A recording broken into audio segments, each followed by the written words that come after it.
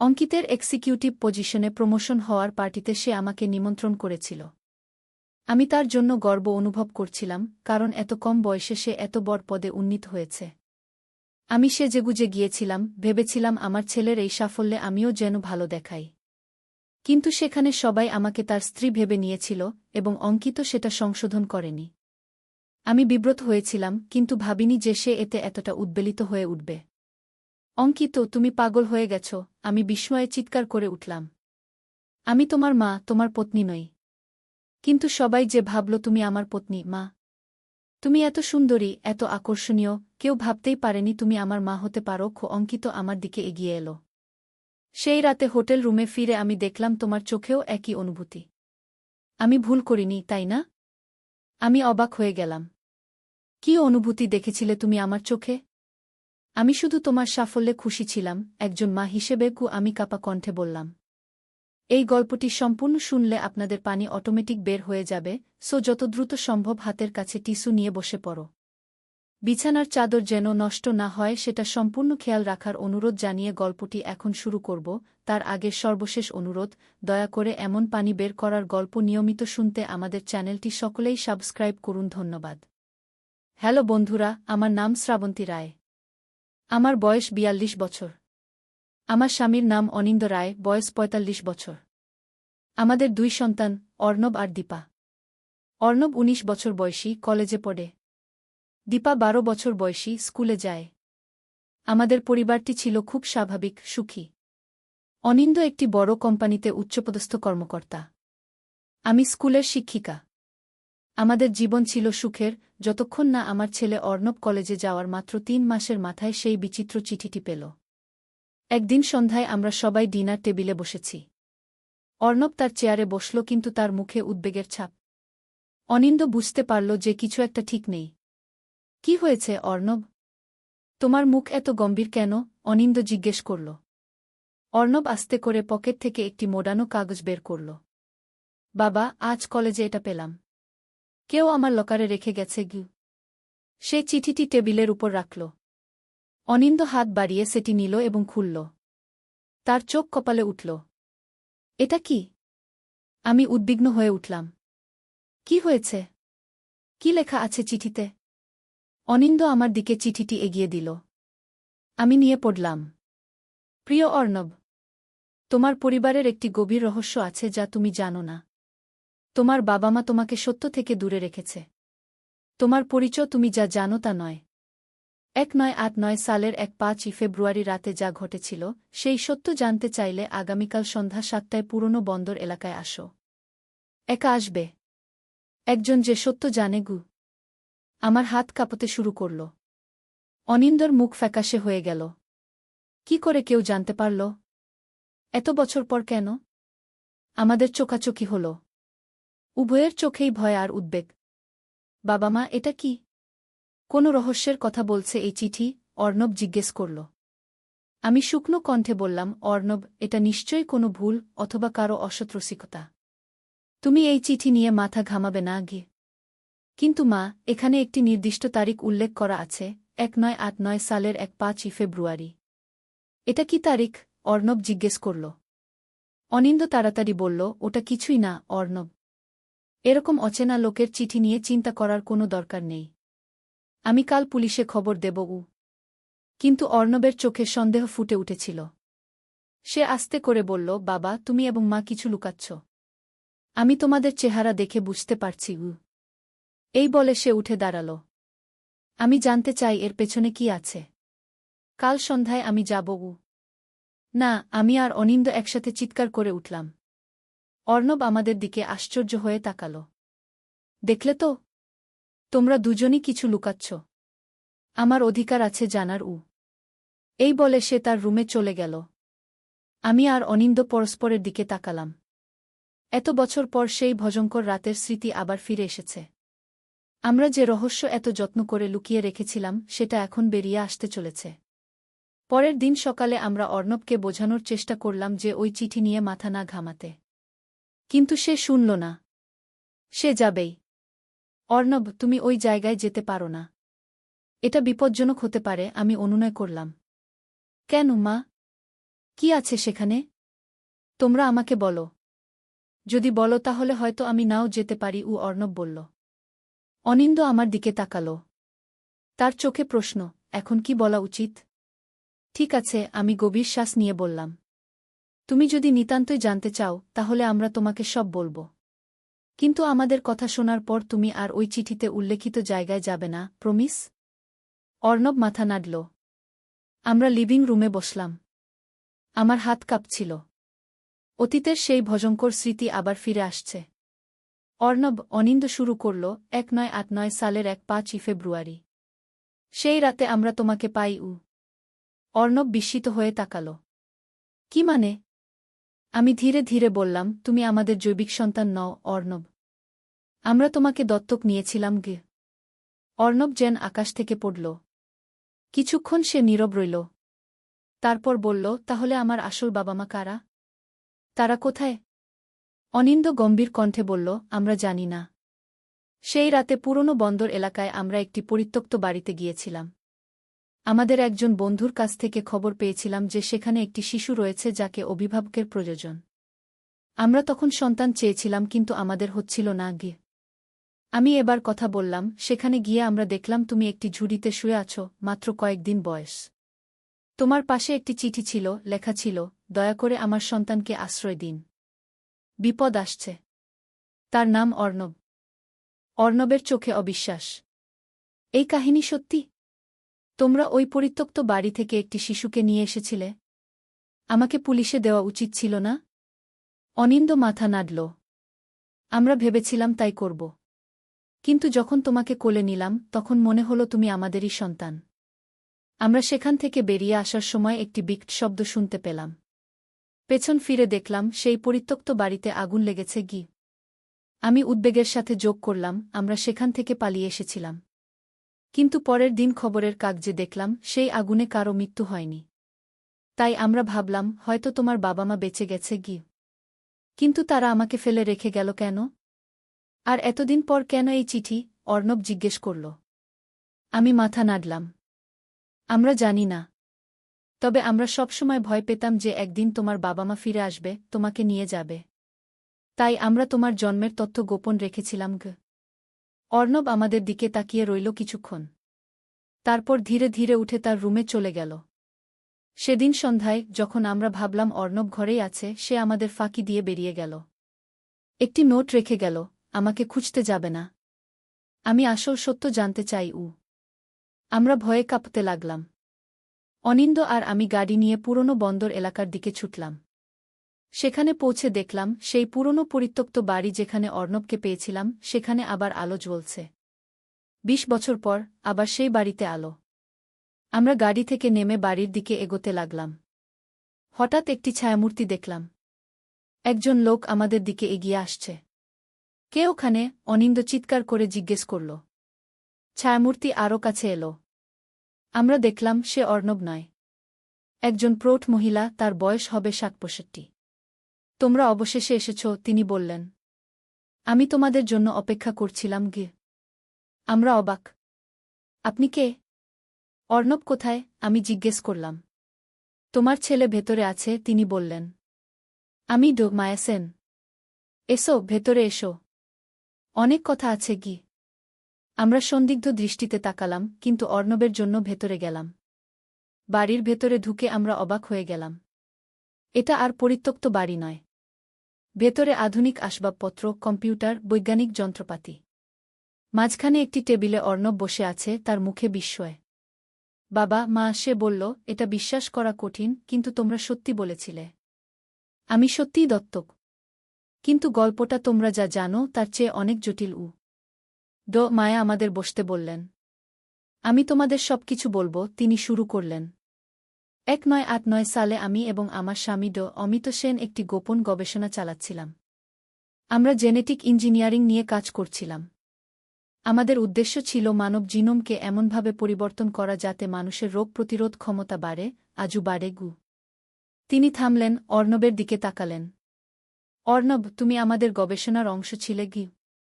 অর্ণব ফ্যালফ্যাল করে তাকিয়ে রইল। আমরাও হতবাক। মায়া চালিয়ে গেলেন, তুমি আমাদেরই সন্তান, আমার এবং অমিতের।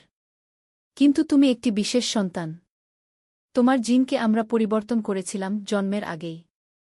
সবকিছু ঠিকঠাক চলছিল, কিন্তু তারপর একটি দুর্ঘটনা ঘটল। আমাদের গবেষণাগারে একটি অগ্নিকাণ্ড ঘটল। সেখানে আমরা ৯ জন বিজ্ঞানী কাজ করছিলাম। আমাদের গবেষণা ছিল অত্যন্ত গোপনীয়। সরকার আমাদের খুঁজছিল কারণ তারা ভাবছিল আমরা নৃশংস বায়োলজিক্যাল অস্ত্র তৈরি করছি। তাই আমরা পালাচ্ছিলাম। আমি আর অমিত সিদ্ধান্ত নিলাম যে তোমাকে নিরাপদ রাখার জন্য তোমাকে এই বাড়িতে রেখে যাব। আমরা জানতাম কেউ এসে তোমাকে নিয়ে যাবে। আমরা তোমাকে অর্ণব নাম দিয়েছিলাম, সাগর অর্থাৎ মহাসাগরের মতো, কারণ তোমার মধ্যে অসীম সম্ভাবনা লুকিয়ে আছে। গিউ। আমি অবাক হয়ে জিজ্ঞেস করলাম, কিন্তু আপনারা এতদিন কোথায় ছিলেন? এখন কেন ফিরে এসেছেন? মায়া একটি দীর্ঘশ্বাস ফেললেন। আমরা দেশ ছেড়ে পালিয়ে গিয়েছিলাম। অমিত ৫ বছর আগে মারা গেছে। আমি ফিরে এসেছি কারণ সময় ফুরিয়ে আসছে।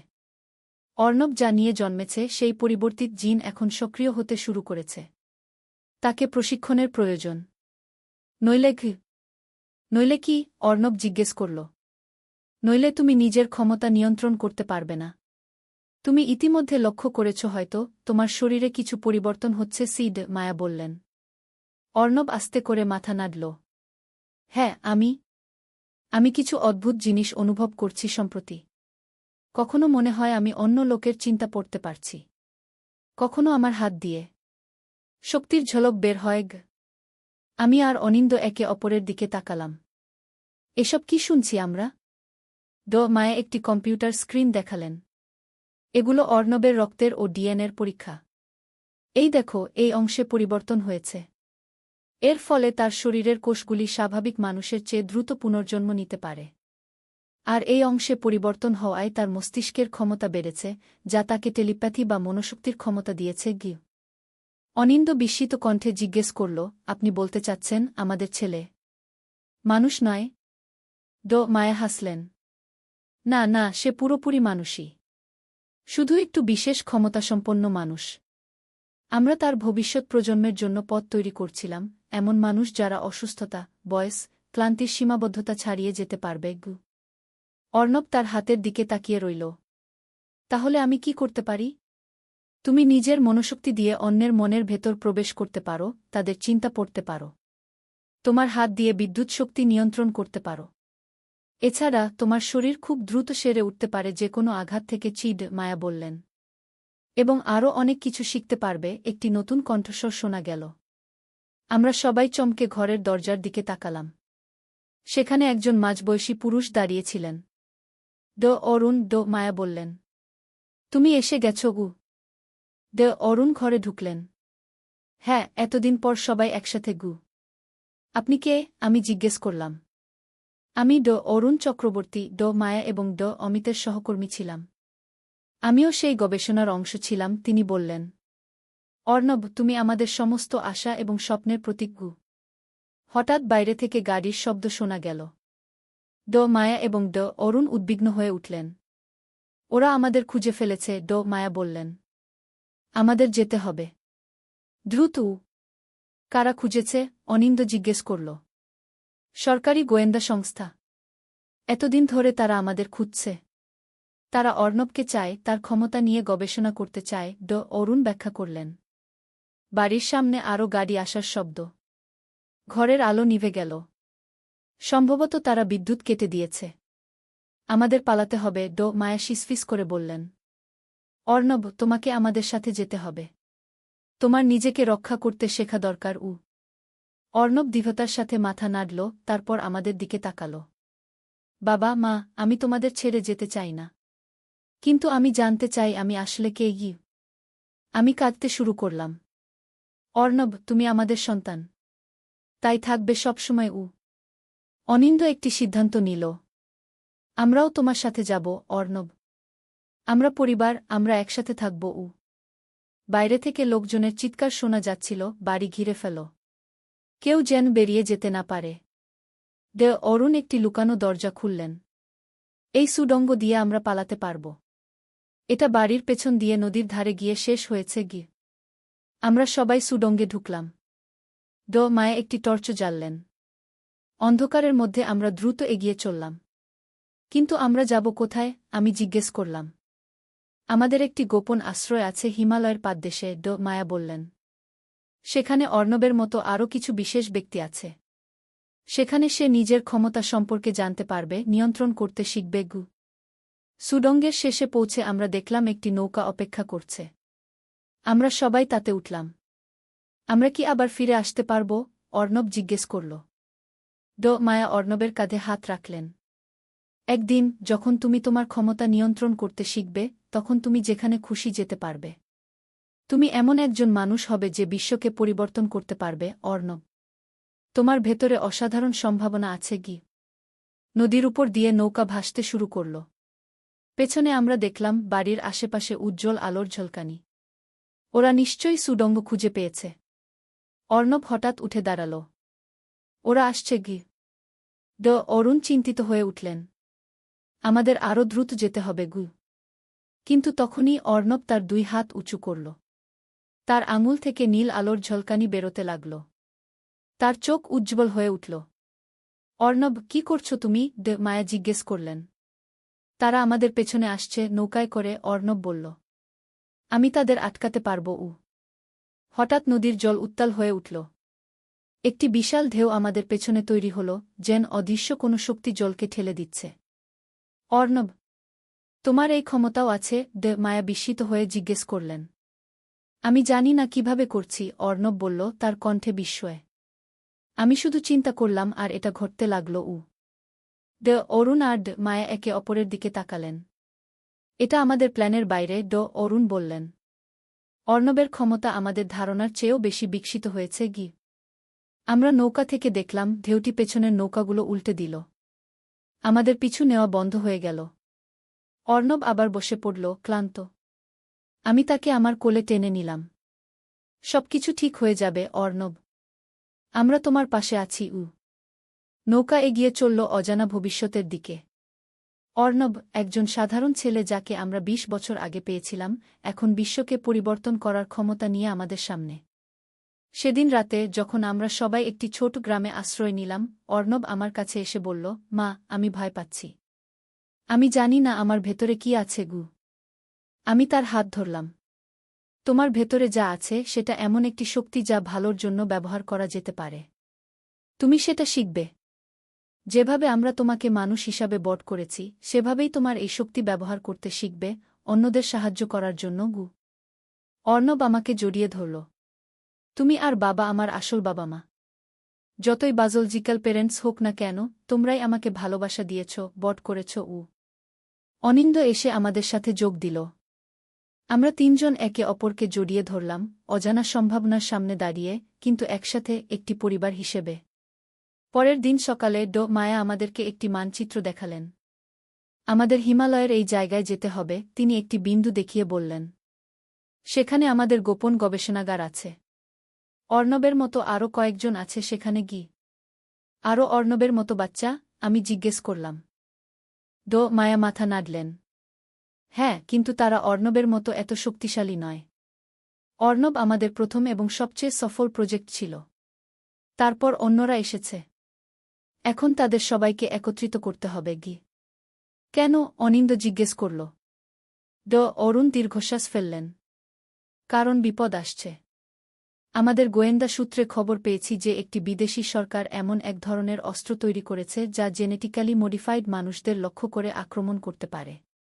তারা অর্ণবকে এবং অন্যদের খুঁজছে। কিন্তু আপনারা তো বিজ্ঞানী, আমি বললাম। আপনারা যুদ্ধের জন্য প্রস্তুত নন। মায়া হাসলেন। আমরা বিজ্ঞানী বটে, কিন্তু আমরা আমাদের সৃষ্টিকে রক্ষা করতে প্রস্তুত। অর্ণব এবং অন্যরা মানবজাতির ভবিষ্যৎ। তাদের রক্ষা করাই আমাদের কর্তব্য। সেদিন দুপুরে আমরা রওনা দিলাম হিমালয়ের দিকে। একটি ছোট বাসে করে আমরা পাহাড়ি পথে উঠতে লাগলাম। পথে অর্ণব ধীরে ধীরে তার ক্ষমতা আবিষ্কার করতে লাগল। সে দেখল যে সে মনের শক্তি দিয়ে ছোট ছোট জিনিস নড়াতে পারে, অন্যের মনের ভেতর ঢুকতে পারে। এটা অবিশ্বাস্য, সে একবার বলল, যখন সে মাত্র চিন্তা করে একটি পাথর উপরে তুলতে পারল। মা, আমি এত বছর ধরে এই ক্ষমতা নিয়ে ঘুরেছি, কিন্তু জানতাম না। কারণ এগুলো এখন বিকশিত হচ্ছে তোমার বয়স বাড়ার সাথে সাথে, মায়া ব্যাখ্যা করলেন। 5 দিনের যাত্রার পর আমরা হিমালয়ের গোপন গবেষণাগারে পৌঁছালাম। সেটি দেখতে একটি সাধারণ পাহাড়ি আশ্রমের মতো, কিন্তু ভেতরে প্রচুর আধুনিক যন্ত্রপাতি। ভেতরে ঢুকতেই আমরা দেখলাম আরও 12-14 জন তরুণ-তরুণী, বয়স 16 থেকে 25-এর মধ্যে। তারা সবাই অর্ণবকে দেখে উত্তেজিত হয়ে উঠল। তুমি অর্ণব, একজন মেয়ে এগিয়ে এলো। আমরা তোমার কথা শুনেছি। তুমি আমাদের মধ্যে প্রথম। অর্ণব বিস্মিত। তোমরা কারা? আমরা তোমারই মতো, একজন ছেলে বলল। আমাদেরও জিন পরিবর্তন করা হয়েছে, আমাদেরও বিশেষ ক্ষমতা আছে। তবে তোমার মতো শক্তিশালী নয়। পরের দিন থেকে অর্ণবের প্রশিক্ষণ শুরু হল। আমরা দেখলাম কিভাবে তাকে তার ক্ষমতা নিয়ন্ত্রণ করতে শেখানো হচ্ছে। মায়া এবং অরুণ তাকে বিশেষ মেডিটেশন শেখালেন, যা তাকে তার শক্তি নিয়ন্ত্রণ করতে সাহায্য করবে। আমি আর অনিন্দ প্রতিদিন অবাক হয়ে দেখতাম আমাদের ছেলের এই নতুন রূপ। সে যে কতটা অসাধারণ, আমরা জানতাম না।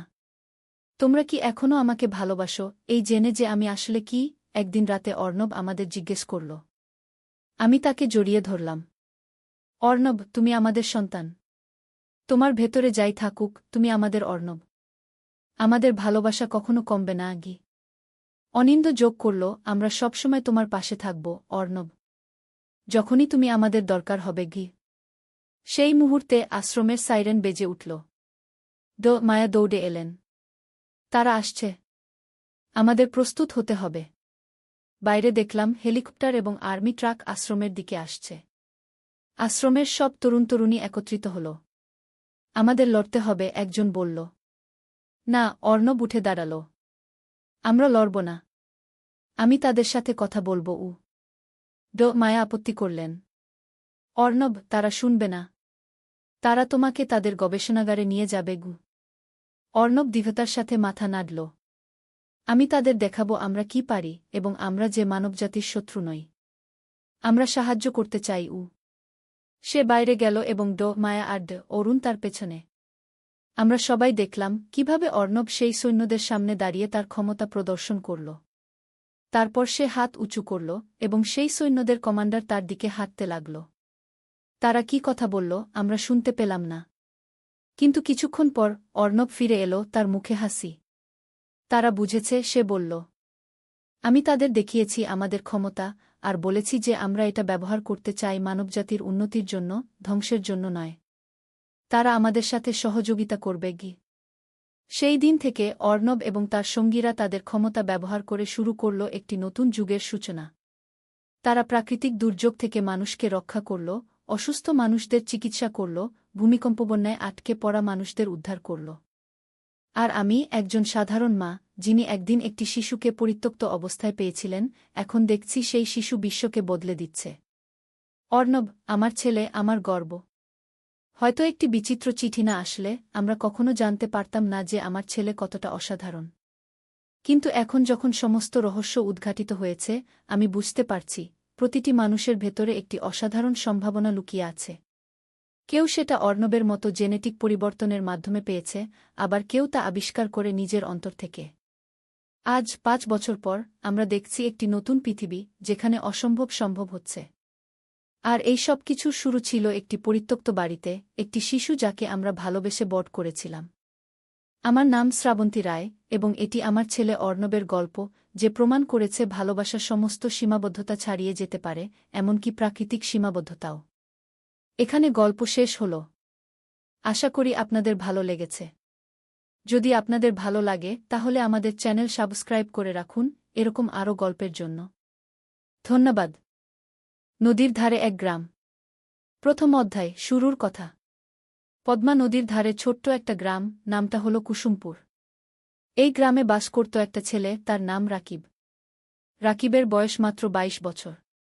লেখাপড়ায় ভালো ছিল সে, কিন্তু টাকার অভাবে ঢাকা বিশ্ববিদ্যালয়ে ভর্তি পরীক্ষা দিতে পারেনি। এখন গ্রামের স্কুলে পড়ায়। মাসে বেতন পায় 10,000 টাকা। রাকিবের বাবা মারা গেছেন 3 বছর আগে। মা আছেন, ছোট্ট একটা বোন আছে, নাম মিথিলা। মিথিলার বয়স 15, এইচএসসি পরীক্ষা দেবে আগামী বছর। রাকিবের স্বপ্ন ছিল মিথিলাকে ডাক্তার বানাবে। কিন্তু স্বপ্ন আর বাস্তবের মধ্যে অনেক দূরত্ব। শীতের সকাল, কুয়াশায় ঢাকা গ্রাম। রাকিব স্কুলে যাওয়ার জন্য তৈরি হচ্ছে। মা খাবার দিয়েছে একটা টিফিন বক্সে, ভাত আর ডিম ভাজি। রাকিব সাইকেল নিয়ে বেরিয়ে পড়ল। স্কুল ৫ কিলোমিটার দূরে। পথে যেতে যেতে রাকিব ভাবছিল তার জীবনের কথা। এই গ্রামে আর কতদিন থাকবে? ঢাকায় গিয়ে কিছু করা যায় কি না?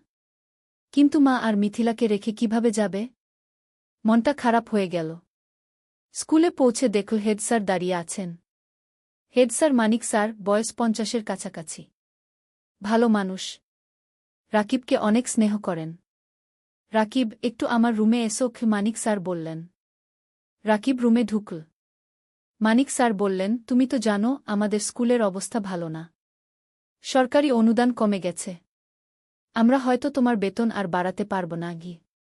রাকিবের মনটা ভেঙে গেল। কিন্তু সে কিছু বলল না। শুধু মাথা নেড়ে বলল, বুঝতে পারছি স্যার। তবে একটা খবর আছে, মানিক স্যার বললেন। শুনেছি জেলা শহরে একটা এনজিও শিক্ষক খুঁজছে। বেতন ভালো, ১৫,০০০ টাকা। তুমি চাইলে আবেদন করতে পারো।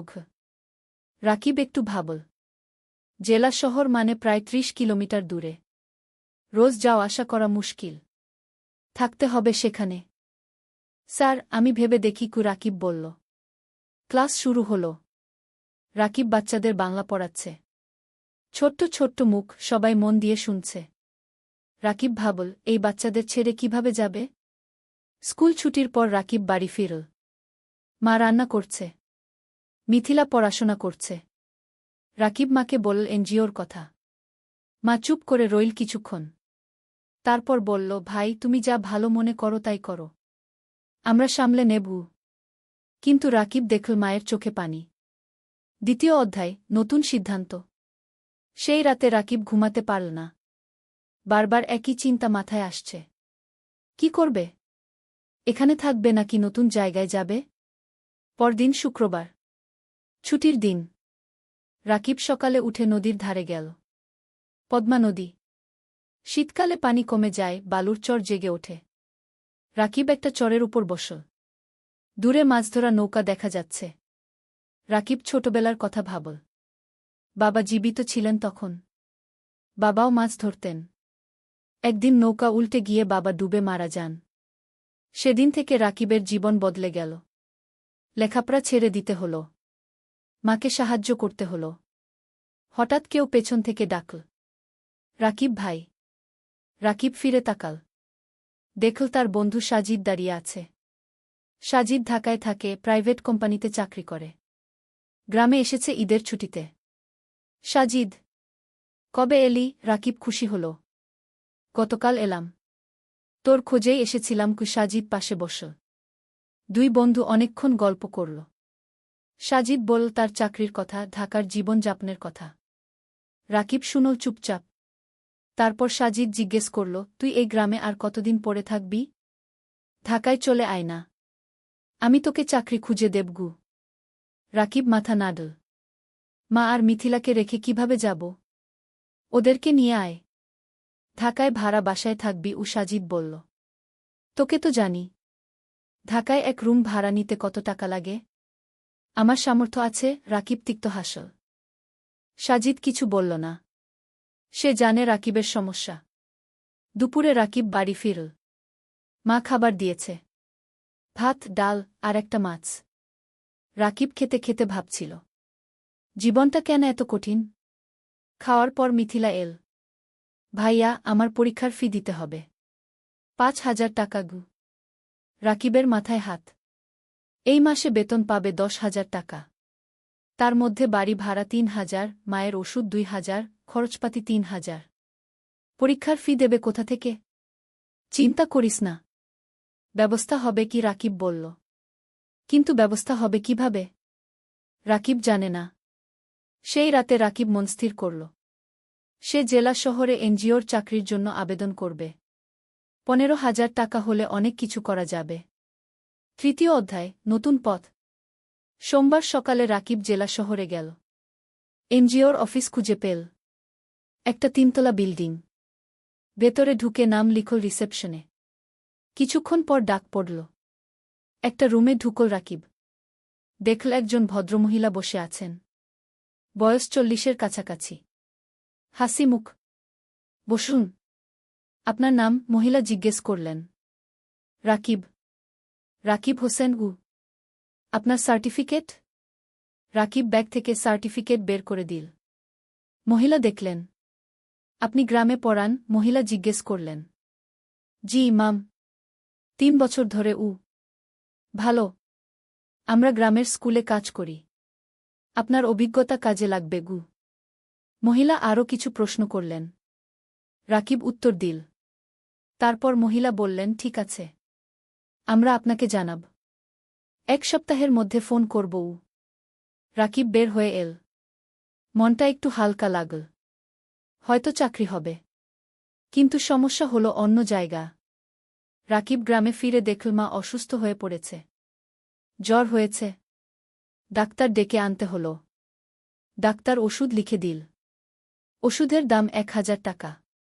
রাকিবের পকেটে 5 টাকা ছিল। বাকি 5 টাকা ধার করতে হল পাশের বাড়ির কাকার কাছে। মা শুয়ে শুয়ে বলল, ভাই তুমি জেলা শহরে চাকরি নিও না। আমরা এখানে থাকি। না মা, তোমার চিকিৎসার জন্য টাকা লাগবে। মিথিলার পড়াশোনার জন্য টাকা লাগবে। আমাকে ভালো চাকরি করতে হবে কি? রাকিব বলল। পরের সপ্তাহে রাকিবের ফোন এল। এনজিও থেকে চাকরি হয়েছে। পরের মাস থেকে জয়েন করতে হবে। রাকিব খুশি হল। কিন্তু সাথে সাথে চিন্তাও হল। জেলা শহরে থাকবে কোথায়? বাসা ভাড়া নিতে হবে। সেই টাকা কোথায়? রাকিব মানিক স্যারের কাছে গেল। সব বলল। মানিক স্যার শুনলেন। তারপর বললেন, তুমি চিন্তা করো না। আমার জেলা শহরে একটা ছোট্ট ফ্ল্যাট আছে। খালি পড়ে আছে। তুমি সেখানে থাকতে পারো। প্রথম 3 মাস ভাড়া লাগবে না। রাকিবের চোখে পানি এল। স্যার, আপনি তুমি ভালো ছেলে। তোমার উন্নতি হোক, এটাই চাই। মানিক স্যার হাসলেন। রাকিব স্যারের পা ছুঁয়ে সালাম করল। 4র্থ অধ্যায়, জেলা শহরে নতুন জীবন। পরের মাসের প্রথম দিনে রাকিব জেলা শহরে চলে এল। মা আর মিথিলা গ্রামে রইল। রাকিব ঠিক করল সপ্তাহে একদিন গ্রামে যাবে। মানিক স্যারের ফ্ল্যাট ছোট্ট কিন্তু পরিষ্কার। একটা রুম, একটা রান্নাঘর, একটা বাথরুম। রাকিব নিজের জিনিসপত্র গুছিয়ে রাখল। পরদিন এনজিও অফিসে গেল। কাজ শুরু হল। রাকিবকে দায়িত্ব দেওয়া হল 5টা গ্রামের স্কুল দেখাশোনা করার। সপ্তাহে 3 দিন স্কুলে যেতে হবে, বাকি দিন অফিসে। প্রথম দিন রাকিব একটা গ্রামে গেল। স্কুলটা খুবই খারাপ অবস্থায়। ছাদ দিয়ে পানি পড়ে। বেঞ্চ ভাঙা। শিক্ষক মাত্র 2 জন। ছাত্রছাত্রী প্রায় 150। রাকিব শিক্ষকদের সাথে কথা বলল। তারা বলল অনেক সমস্যার কথা। বেতন কম। সরকারি সাহায্য নেই। অনেক বাচ্চা স্কুল ছেড়ে দিয়েছে। রাকিব বুঝল এখানে অনেক কাজ করার আছে। সে মনস্থির করে ভালোভাবে কাজ করবে। সন্ধ্যায় রাকিব ফ্ল্যাটে ফিরল। একা একা রান্না করল। ভাত আর ডিম ভাজি। খেয়ে শুয়ে পড়ল। মায়ের কথা মনে পড়ল। মিথিলার কথা মনে পড়ল। রাকিব মাকে ফোন করল। মা, কেমন আছো? ভালো আছি। তুমি খেয়েছ? মা জিজ্ঞেস করল। হ্যাঁ মা। তুমি ওষুধ খেয়েছ তো? খেয়েছি। মিথিলা পড়াশোনা করছে। তুমি চিন্তা করো না। ফোন রেখে রাকিব ঘুমিয়ে পড়ল। দিন যাচ্ছে। রাকিব কাজে মন দিচ্ছে। সে দেখছে স্কুলগুলোর অবস্থা ধীরে ধীরে ভালো হচ্ছে। এনজিও থেকে সাহায্য আসছে। নতুন বেঞ্চ এসেছে। ছাদ মেরামত হয়েছে। শিক্ষকদের ট্রেনিং দেওয়া হচ্ছে। রাকিব খুশি। তার মনে হচ্ছে সে কিছু ভালো কাজ করছে। 3 মাস পর রাকিব প্রথম বেতন পেল। 15,000 টাকা। রাকিব সাথে সাথে 10,000 টাকা মাকে পাঠিয়ে দিল। বাকি 5,000 টাকা দিয়ে নিজের খরচ চালাবে। মা ফোন করে কাঁদল। ভাই, তুমি এত টাকা পাঠালে তোমার কি হবে? মা, তুমি চিন্তা করো না। আমার হয়ে যাবে। তুমি ভালো থাকো। রাকিবের মনে হল জীবনে প্রথমবার সে কিছু করতে পারছে। 5ম অধ্যায়, নতুন বন্ধুত্ব। এনজিও অফিসে রাকিবের সহকর্মী অনেক। তার মধ্যে একজন মেয়ে আছে, নাম তানিয়া। তানিয়া ঢাকা থেকে এসেছে। লেখাপড়া করেছে ঢাকা বিশ্ববিদ্যালয়ে। খুব মেধাবী। কিন্তু গ্রামের মানুষের জন্য কাজ করতে চায়। তাই এনজিওতে জয়েন করেছে। তানিয়া আর রাকিব প্রায় একসাথে মাঠে কাজ করে। স্কুলে যায়, শিক্ষকদের সাথে কথা বলে, বাচ্চাদের পড়ায়। ধীরে ধীরে তানিয়া আর রাকিবের মধ্যে বন্ধুত্ব হল। তানিয়া রাকিবকে অনেক কিছু শেখায়। কিভাবে প্রজেক্ট প্ল্যান করতে হয়, কিভাবে রিপোর্ট লিখতে হয়, কিভাবে মানুষের সাথে কথা বলতে হয়। রাকিব তানিয়াকে শেখায় গ্রামের জীবন সম্পর্কে, গ্রামের মানুষের সমস্যা সম্পর্কে, কিভাবে তাদের সাহায্য করা যায়।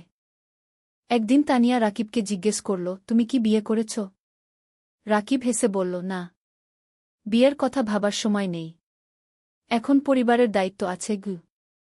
তোমার পরিবার কেমন? তানিয়া জিজ্ঞেস করল। রাকিব তার মা আর মিথিলার কথা বলল, বাবার মৃত্যুর কথা বলল, কিভাবে সে সংসার চালাচ্ছে সেই কথা বলল। তানিয়া শুনো চুপচাপ। তারপর বলল, তুমি খুব সাহসী। রাকিব কিছু বলল না, শুধু হাসল। সময় যাচ্ছে, রাকিবের কাজ ভালো হচ্ছে। এনজিও থেকে তাকে প্রশংসা করা হচ্ছে, বেতনও বাড়ল। এখন 17,000 টাকা পায়। রাকিব সপ্তাহে একদিন গ্রামে যায়, মাকে দেখে আসে, মিথিলার পড়াশোনা দেখে দেয়। মিথিলা এখন কলেজে পড়ছে, সে ডাক্তার হতে চায়। একদিন মা রাকিবকে বলল, ভাই, তোর বিয়ের কথা ভাবা উচিত কি? রাকিব হাসল, মা, এখনো সময় আছে, আগে মিথিলাকে প্রতিষ্ঠিত করি কি। কিন্তু তোর বয়স হয়ে যাচ্ছে। আমি চিন্তায় থাকি কি, মা বলল। তুমি চিন্তা করো না মা, সব ঠিক হবে। 6ষ্ঠ অধ্যায়, প্রেম আর স্বপ্ন। 1 বছর পার হয়ে গেল।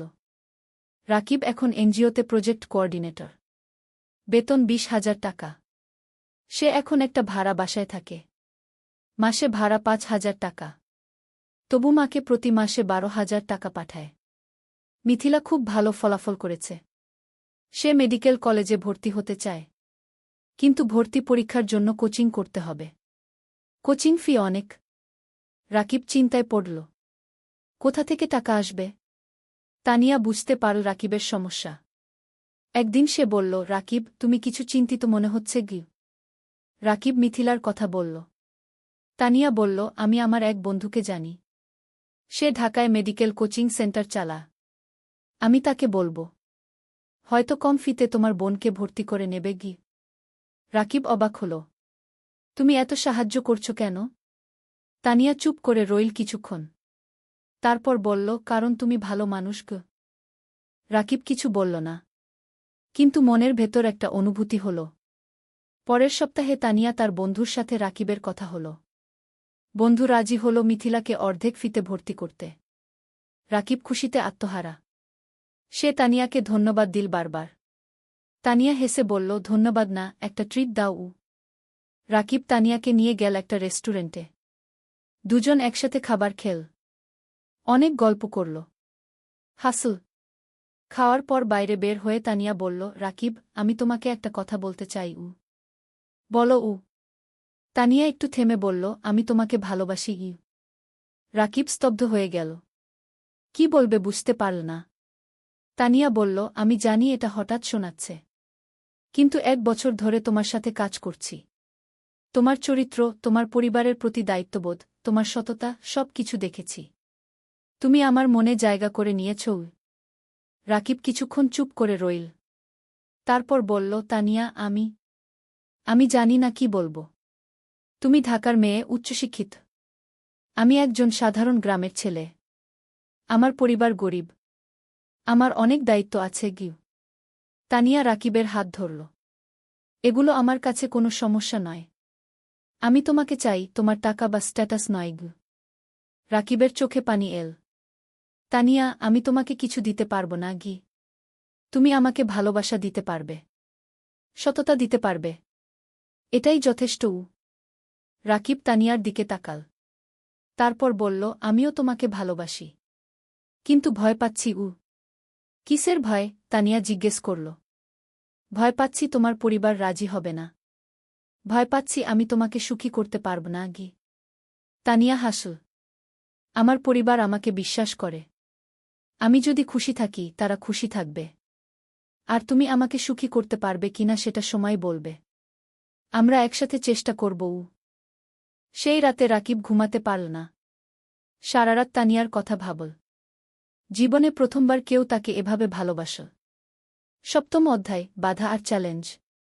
পরের সপ্তাহে রাকিব গ্রামে গেল। মাকে সব কথা বলল। তানিয়ার কথা, প্রেমের কথা। মা শুনল চুপচাপ। তারপর বলল, মেয়ে কেমন? খুব ভালো মা। তুমি তাকে দেখলে পছন্দ করবে কি?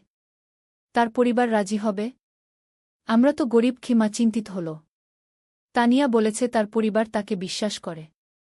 সমস্যা হবে না গি। মিথিলা খুশি হল। ভাইজা, তুমি বিয়ে করছ? আমি ভাবির সাথে দেখা করব। রাকিব হাসল। হ্যাঁ রে, তোকে নিয়ে যাব ঢাকায়। কিন্তু সমস্যা এল অন্য দিক থেকে। তানিয়া তার বাবা মাকে রাকিবের কথা বলল। প্রথমে তারা খুশি হল। কিন্তু যখন জানো রাকিব একজন এনজিও কর্মী, বেতন মাত্র 20,000 টাকা, তখন তারা আপত্তি করল। তানিয়ার বাবা বললেন, তানিয়া, তুমি ঢাকা বিশ্ববিদ্যালয় থেকে পাস করেছ। তুমি একজন ভালো চাকরিজীবী ছেলে পাবে। এই ছেলে তোমাকে কি দেবে? তানিয়া বলল, বাবা, আমি টাকার জন্য বিয়ে করছি না। আমি রাকিবকে ভালোবাসি। ভালোবাসা দিয়ে সংসার চলে না কি? তানিয়ার মা বললেন।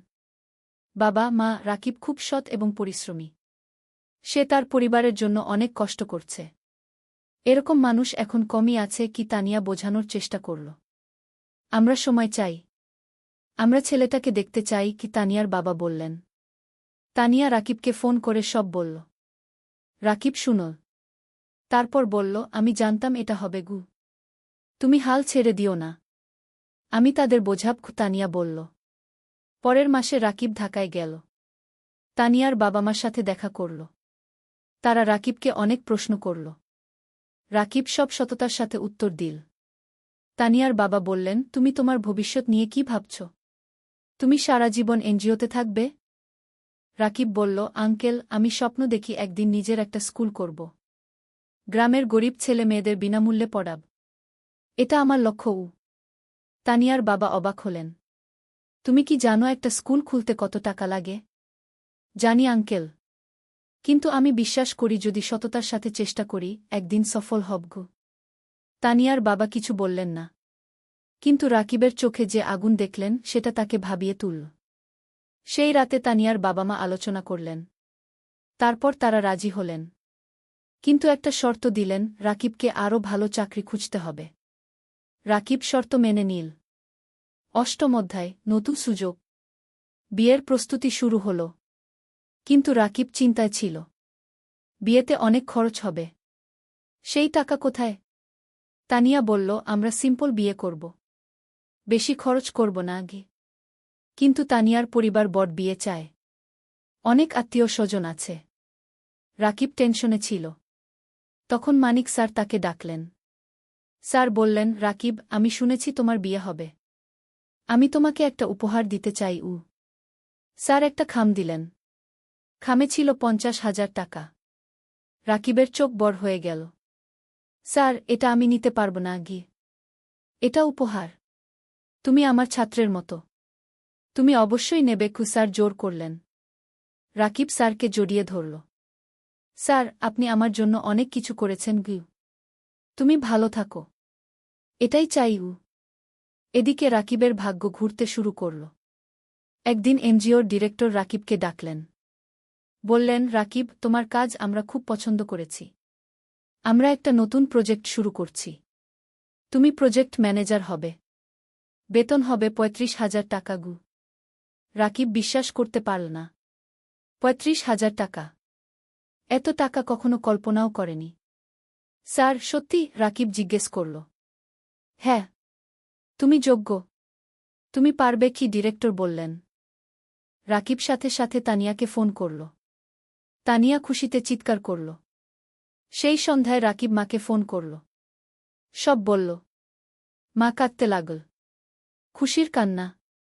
ভাই, আল্লাহ তোমার ভালো করেছে। তুমি অনেক কষ্ট করেছ কি? মা বলল। মা, এখন আমরা ভালো থাকব।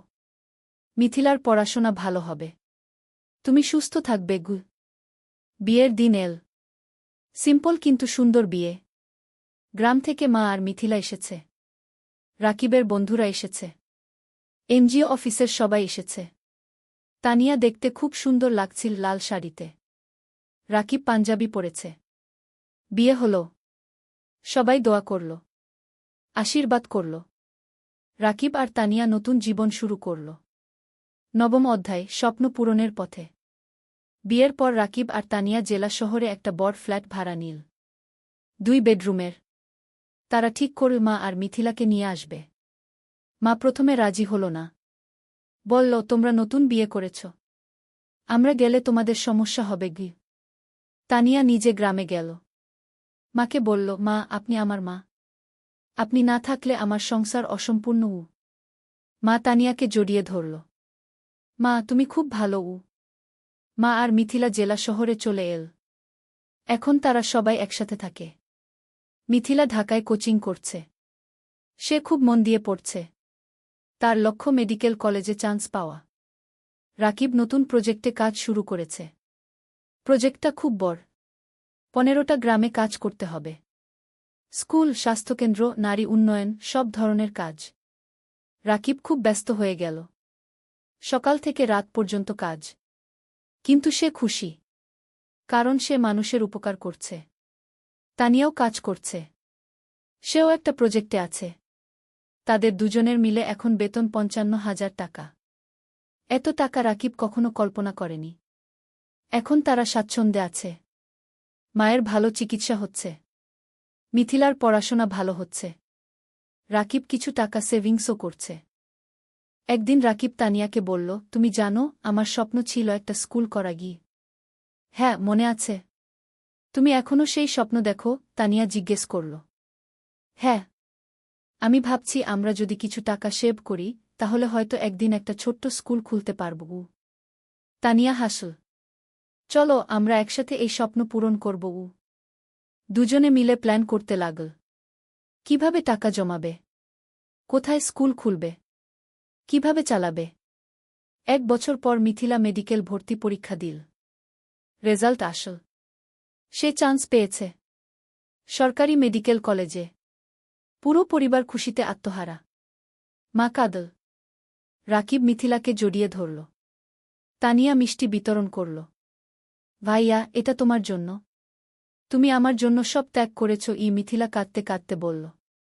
না রে, এটা তোর নিজের যোগ্যতা। তুই মন দিয়ে পড়েছিস। রাকিব বলল। সেই রাতে রাকিব ছাদে দাঁড়িয়ে আকাশের দিকে তাকাল। তার মনে পড়ল বাবার কথা। বাবা বেঁচে থাকলে কত খুশি হতেন। তানিয়া এসে পাশে দাঁড়াল। কি ভাবছ? বাবার কথা ভাবছি। সেই গরিব দিনগুলোর কথা ভাবছি। আজ আমরা এত দূর এসেছি। হ্যাঁ, আর এটা শুধু শুরু। আমাদের আরও অনেক পথ যেতে হবে। তানিয়া বলল। 10ম অধ্যায়, চূড়ান্ত স্বপ্ন। 3 বছর পার হয়ে গেল। রাকিব এখন এনজিওর সিনিয়র প্রজেক্ট ম্যানেজার। বেতন 50,000 টাকা। Tania project coordinator. বেতন 40,000 টাকা। মিথিলা এখন মেডিকেল কলেজের 3য় বর্ষে। সে খুব ভালো পড়ছে। তার লক্ষ্য একজন ভালো ডাক্তার হওয়া এবং গ্রামের মানুষের সেবা করা। মা এখন সুস্থ। তার মুখে হাসি ফিরে এসেছে। রাকিব আর তানিয়া এই 3 বছরে প্রায় 10 লক্ষ টাকা সেভ করেছে। এখন তারা ঠিক করেছে স্বপ্নের স্কুল খুলবে।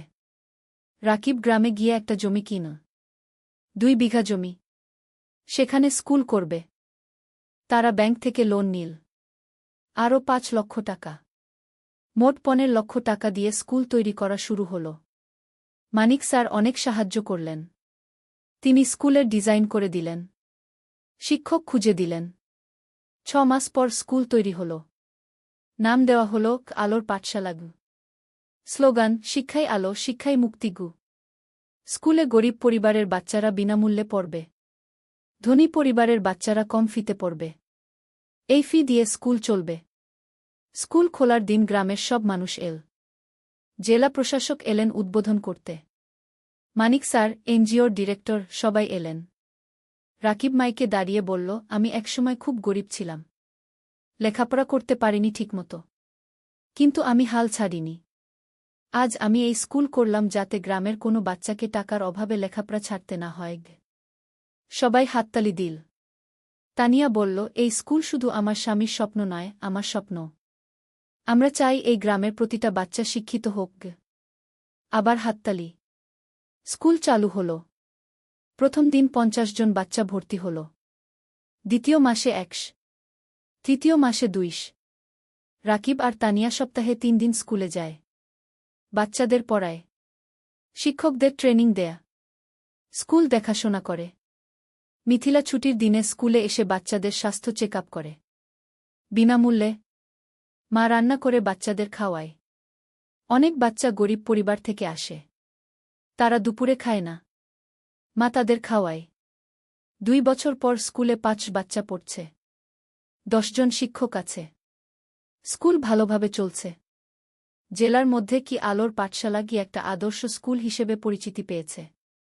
একাদশ অধ্যায়, জীবনের পূর্ণতা। ৫ বছর পর।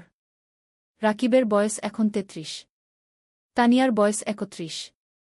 তাদের একটা মেয়ে হয়েছে। নাম রাখা হয়েছে অনন্যা। অনন্যার বয়স ২ বছর। মিথিলা এখন ডাক্তার। সে একটা সরকারি হাসপাতালে কাজ করছে। সে গ্রামের মানুষের বিনামূল্যে সেবা দেয়া। মা সুস্থ এবং খুশি। তার নাতনি অনন্যাকে নিয়ে সময় কাটায়। আলোর পাঠশালা কি এখন জেলার সেরা স্কুলগুলোর একটা। এখানে ১,০০০ বাচ্চা পড়ছে।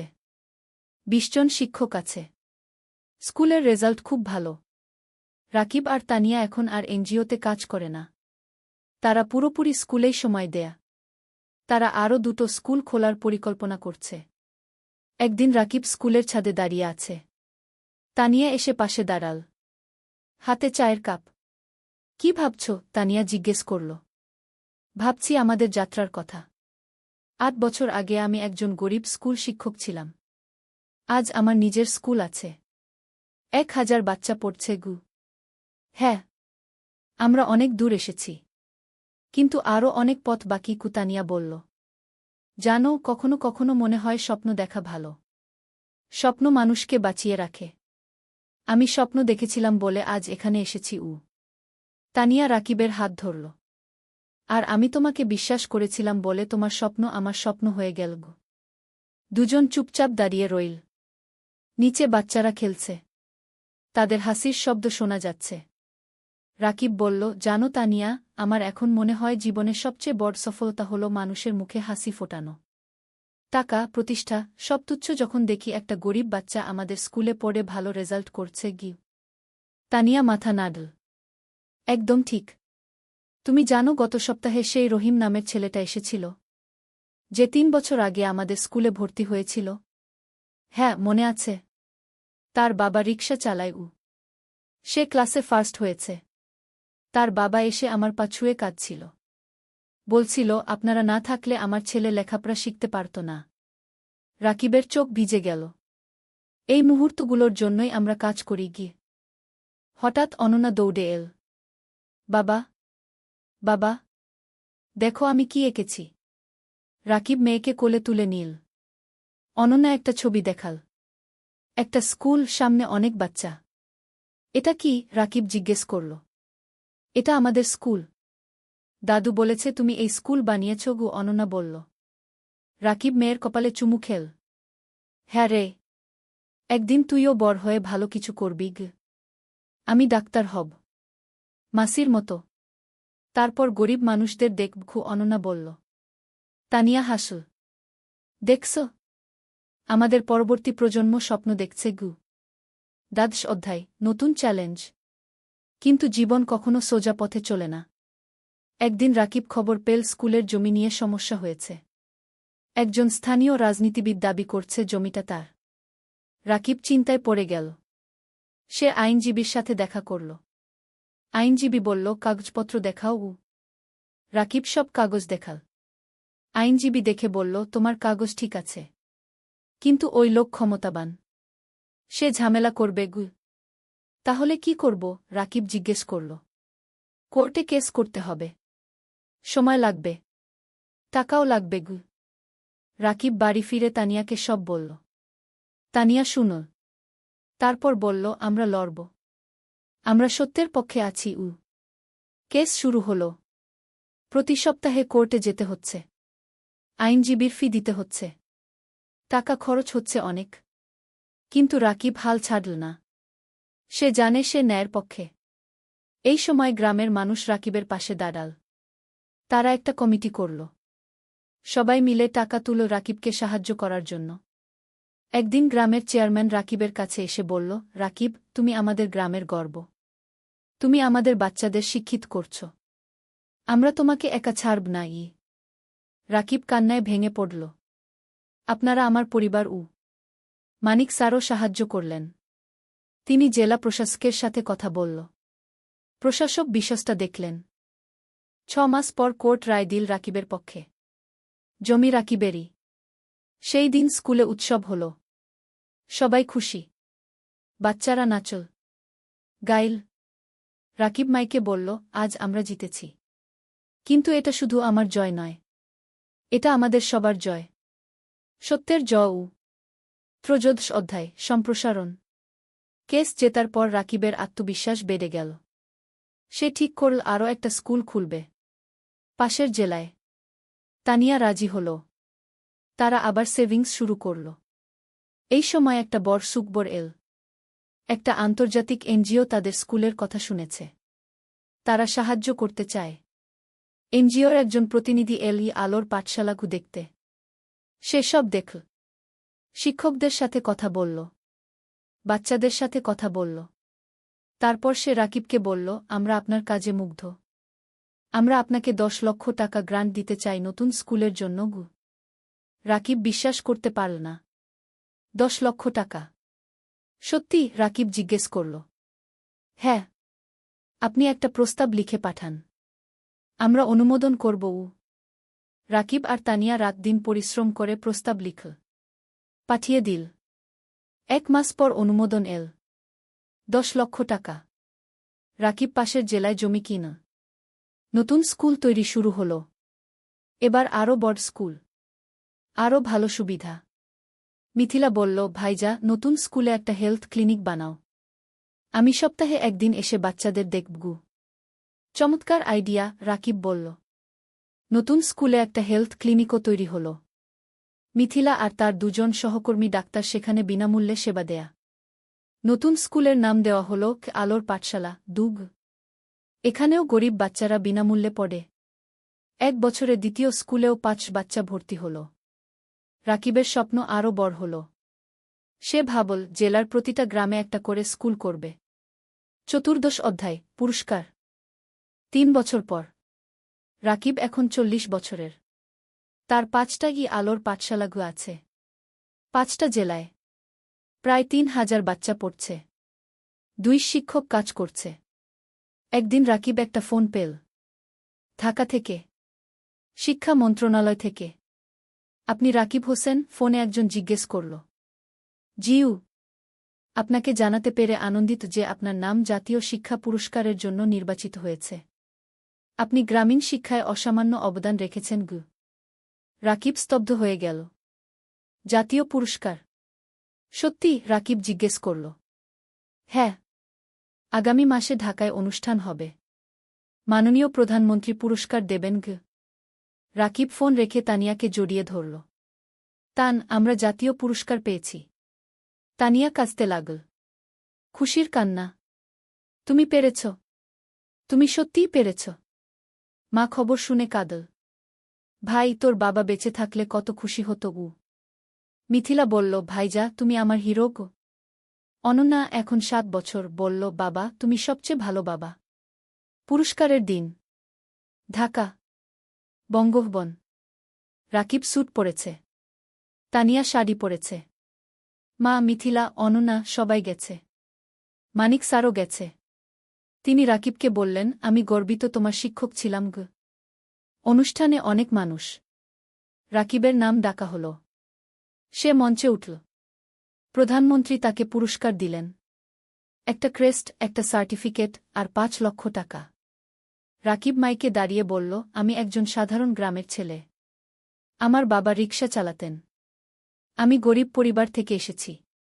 কিন্তু আমি স্বপ্ন দেখতে ছাড়িনি। আজ আমি এখানে দাঁড়িয়ে বলতে পারি, যে কেউ পারে যদি সে চেষ্টা করে। পুরো হল হাততালিতে মুখরিত হল। এই পুরস্কার শুধু আমার নয়, এটা আমার স্ত্রী তানিয়ার, আমার মায়ের, আমার বোন মিথিলার, আমার গুরু মানিক স্যারের, আর আমার সেই সব বাচ্চাদের যারা আলোর পাঠশালায় পড়ছে গু। আবার হাততালি। অনুষ্ঠান শেষ হল। সবাই বাড়ি ফিরল। সেই রাতে রাকিব ব্যালকনিতে দাঁড়িয়ে আকাশের দিকে তাকাল। তার মনে পড়ল সেই দিনের কথা যখন সে পদ্মা নদীর ধারে বসে ভাবছিল জীবন দিয়ে কি করবে। আজ সেই জীবন কত বদলে গেছে। তানিয়া এসে পাশে দাঁড়াল। কি ভাবছ? ভাবছি আমরা কত দূর এসেছি। আর ভাবছি আমাদের এখনো কত কাজ বাকি। হ্যাঁ, আমাদের স্বপ্ন এখনো শেষ হয়নি, তানিয়া বলল। ৫০ অধ্যায়, উত্তরাধিকার। আরও ৫ বছর কেটে গেল। রাকিবের বয়স এখন ৪৫। তার ১০টা আলোর পাঠশালাগু আছে। ১০টা জেলায়। ৬,০০০ বাচ্চা পড়ছে। ৪ শিক্ষক কাজ করছে। মিথিলা এখন একজন সফল ডাক্তার। সে নিজের একটা হাসপাতাল খুলেছে। গরিব মানুষদের বিনামূল্যে চিকিৎসা দেয়া। অনন্যা এখন ১২ বছর। সে আলোর পাঠশালাতেই পড়ছে। সে খুব মেধাবী। তার স্বপ্ন শিক্ষক হওয়া। বাবার মতো। মা এখন অনেক বয়স্ক, কিন্তু সুস্থ। সে নাতিনাতনীদের নিয়ে সময় কাটায়। হ্যাঁ, রাকিবের এখন ২ সন্তান। অনন্যার পরে একটা ছেলে হয়েছে। নাম অনির্বাণ। বয়স ৫ বছর। রাকিব এখন একটা বড় শিক্ষা প্রতিষ্ঠানের প্রতিষ্ঠাতা। তার কাজের স্বীকৃতি সারা দেশে। বিদেশ থেকেও মানুষ আসে তার স্কুল দেখতে। কিন্তু রাকিব এখনও সেই সাধারণ মানুষই আছে। সে নিজে স্কুলে যায়। বাচ্চাদের পড়ায়। তাদের সাথে খেলে। একদিন একজন সাংবাদিক রাকিবকে ইন্টারভিউ করতে এল। সে জিজ্ঞেস করল, আপনার সাফল্যের রহস্য কি? রাকিব হেসে বলল, রহস্য বলে কিছু নেই। শুধু ৩টা জিনিস, স্বপ্ন, পরিশ্রম আর সততা গু। আপনার ভবিষ্যৎ পরিকল্পনা? আরও ২০টা স্কুল খুলব। প্রতিটা জেলায়। যাতে কোনো বাচ্চা শিক্ষা থেকে বঞ্চিত না হয় গে। আপনি কি রাজনীতিতে আসবেন? অনেকে বলছে আপনি দেশের জন্য অনেক করতে পারবেন গে। রাকিব মাথা নাড়ল। না, আমি শিক্ষক থাকতে চাই। রাজনীতি আমার জায়গা নয়। সাংবাদিক আরও অনেক প্রশ্ন করল। রাকিব উত্তর দিল। সেই রাতে টিভিতে ইন্টারভিউ দেখানো হল। পুরো দেশ দেখল। অনেক মানুষ অনুপ্রাণিত হল রাকিবের গল্পে। পরের দিন রাকিবের ফোন বাজতে লাগল। অনেক মানুষ সাহায্য করতে চায়। ডোনেশন দিতে চায়। স্বেচ্ছাসেবক হতে চায়। রাকিব তানিয়াকে বলল, দেখছ? মানুষ ভালো কাজে এগিয়ে আসতে চায়। শুধু সুযোগ দরকার। তানিয়া বলল, হ্যাঁ। আর তুমি সেই সুযোগ তৈরি করেছ। শেষ অধ্যায়, জীবনের অর্থ। আরও ১০ বছর পরের ঘটনা। রাকিবের বয়স এখন ৫৫। চুলে পাক ধরেছে। কিন্তু চোখে এখনও সেই আগুন। তার এখন ২৫টা আলোর পাঠশালাগু আছে। ১৫,০০০ বাচ্চা পড়ছে। ১,০০০-এর বেশি শিক্ষক কাজ করছে। মা আর বেঁচে নেই। ৩ বছর আগে মারা গেছেন। শান্তিতে। তার শেষ ইচ্ছা ছিল রাকিব যেন তার কাজ চালিয়ে যায়। রাকিব সেই ওয়াদা রেখেছে। মিথিলা এখন একজন প্রতিষ্ঠিত ডাক্তার।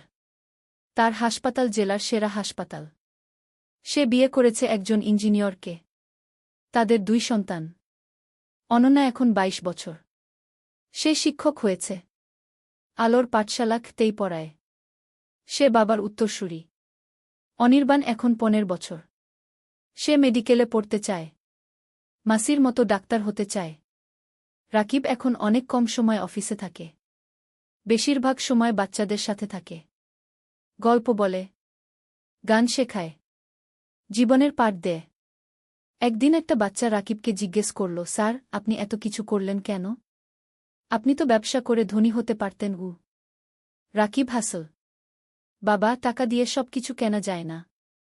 আমি যখন দেখি তুমি ভালো রেজাল্ট করেছ, তখন যে আনন্দ পাই সেটা কোনো টাকায় কেনা যায় না। তাহলে জীবনের অর্থ কি স্যার? বাচ্চাটা জিজ্ঞেস করল। রাকিব একটু ভাবল। তারপর বলল, জীবনের অর্থ হল অন্যের জীবনে আলো জ্বালানো। যদি তুমি একজন মানুষকেও সাহায্য করতে পারো, তাহলে তোমার জীবন সার্থক। বাচ্চাটা মাথা নাড়ল। আমিও আপনার মতো হতে চাই স্যার। রাকিব বাচ্চাটার মাথায় হাত বুলিয়ে দিল। তুমি আমার চেয়ে আরও ভালো হবে। সেই সন্ধ্যায় রাকিব আর তানিয়া তাদের বাড়ির ছাদে বসে আছে। সূর্য অস্ত যাচ্ছে। আকাশ লালকুমলা রঙে রাঙানো। তানিয়া বলল, তুমি জানো, যখন প্রথম তোমাকে দেখেছিলাম তখন জানতাম না তুমি এত দূর যাবে গু। রাকিব হাসল। আমিও জানতাম না। কিন্তু তোমাকে পেয়েছিলাম বলে সম্ভব হয়েছে গি। না, তুমি পেরেছ তোমার ইচ্ছাশক্তি আর কঠোর পরিশ্রমের কারণে। আমি শুধু সাথে ছিলাম গু। তুমি শুধু সাথে ছিলে না। তুমি আমার শক্তি ছিলে। আমার অনুপ্রেরণা ছিলে গু। দুজন চুপচাপ বসে রইল। নিচে কি আলোর পাঠশালা গু দেখা যাচ্ছে। বাচ্চারা খেলছে। রাকিব বলল, জানো তানিয়া, আমি এখন শান্তিতে আছি। আমার মনে হয় আমি আমার জীবন দিয়ে কিছু অর্থবহ করতে পেরেছি গু। তুমি পেরেছ।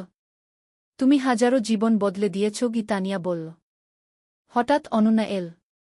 বাবা, মা, খাবার তৈরি। রাকিব উঠে দাঁড়াল। চলো। তিনজন একসাথে নিচে নামল। পরিবার একসাথে বসে খাবার খেল। হাসল। গল্প করল। রাতে শোয়ার আগে রাকিব জানালার পাশে দাঁড়িয়ে বাইরে তাকাল। দূরে তারা জ্বলছে। রাকিব মনে মনে ভাবল, জীবন একটা যাত্রা। কখনো কঠিন, কখনো সহজ। কিন্তু যদি তুমি স্বপ্ন দেখো, যদি তুমি পরিশ্রম করো, যদি তুমি সৎ থাকো, তাহলে তুমি অবশ্যই সফল হবে। আর সবচেয়ে বড় সফলতা হল যখন তুমি অন্যের জীবনে আলো জ্বালাতে পারো। রাকিব হাসল। তারপর বিছানায় শুয়ে পড়ল। গভীর ঘুমে তলিয়ে গেল। শান্তির ঘুম। পরিতৃপ্তির ঘুম। কারণ সে জানে তার জীবন সার্থক হয়েছে। তার স্বপ্ন পূরণ হয়েছে। আর এটাই জীবনের সবচেয়ে বড় পাওয়া।